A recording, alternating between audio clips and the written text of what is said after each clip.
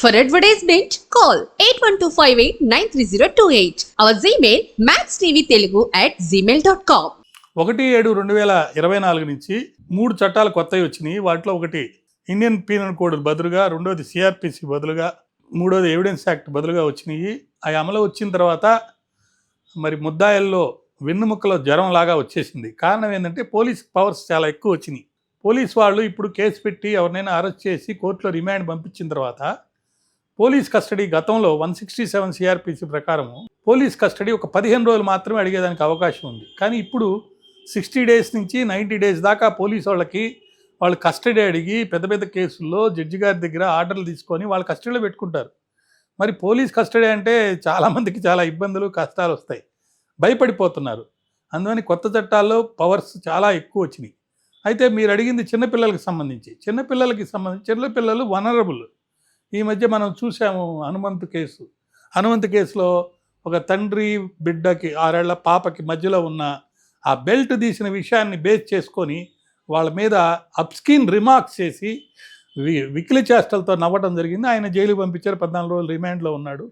ఇంకెవరో 3 ఉన్నారు, వాళ్ళని కూడా త్వరలో అరెస్ట్ చేయాలని చెప్పి చట్టాల్లో అనేక మార్పులు రావాలి అని కూడా నేను చాలా సందర్భాల్లో చాలా ఛానల్స్ ద్వారా చెప్పడం జరిగింది. చిన్నపిల్లలు అనేవాళ్ళు వనరబుల్.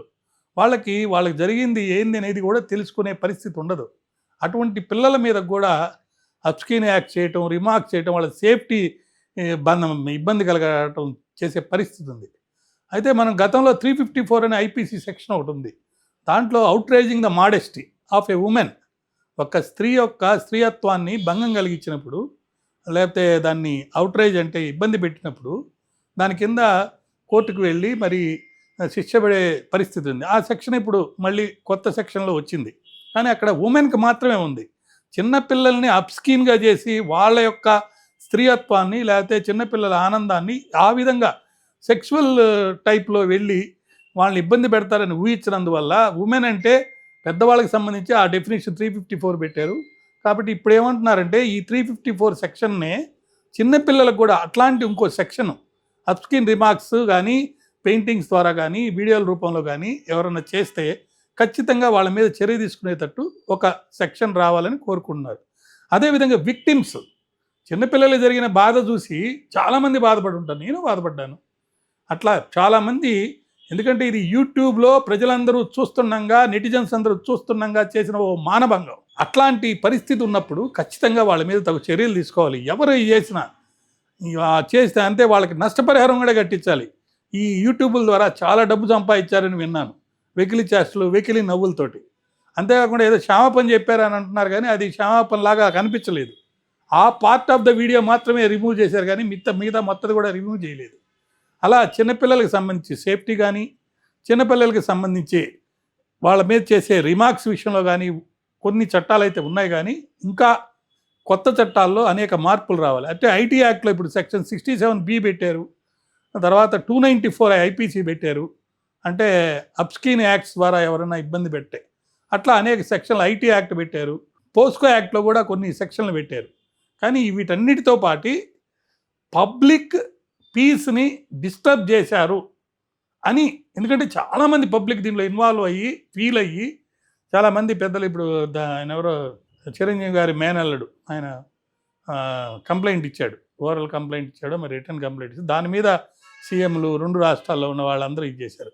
ఇది ఒక్క ఎక్కువ వీడియోనే కాదు, ఇలాంటి డార్క్ కామెడీ కింద అనేక వీడియోలు యూట్యూబుల్లో ఈ సోషల్ ఇన్ఫ్లుయెన్సర్స్ అని కొంతమంది మేధావులు వాళ్ళు వ్యూస్ కోసం, డబ్బుల కోసం చిన్నపిల్లల మీదనే ఎక్కువ వీడియోలు చేస్తున్నారు. అటువంటి వాళ్ళు గుర్తెరిగి మంచి వాటి మీద చేయండి, ధ్యానం మీద చేయండి, లేదా సమాజానికి పనికొచ్చే అన్ని మంచి విషయాల మీద చేయండి.